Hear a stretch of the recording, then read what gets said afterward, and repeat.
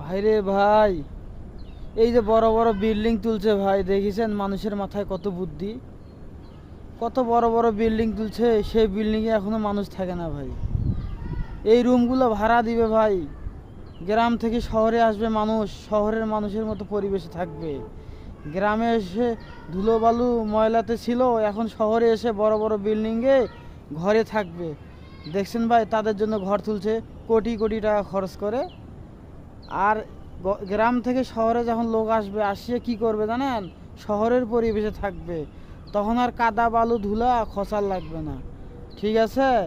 পাকা রাস্তায় হাঁটবে। আর গ্রামে কাদা বালু ধুলায় হাঁটে, ভালো লাগে না ভাই। এই যে দেখেন ভাই, আপনাদের এলাকায় যদি কেউ গ্রাম থেকে শহরে আসতে চায়, চলে আসবেন, লোকেশন দিয়ে দেবো। এইরকম বড় বড় বিল্ডিংয়ে থাকবেন আপনারা, ঘরের ভিতরেই সব কিছু পাওয়া যাবে ভাই। আপনার কোনো পরিশ্রম ছাড়া বাজার করতে পারবেন। বাজারও ভাই ঘরের ভিতরে পাওয়া যায় এগুলোতে ভাই, দেখছেন ভাই? আপনার এলাকায় এত বড় বড় বিল্ডিং আছে? নাই। আমার এলাকায় এত বড় বড় বিল্ডিং আছে, কমেন্ট বক্সে জানাবেন ভাই, এত বড় বিল্ডিং থাকলে।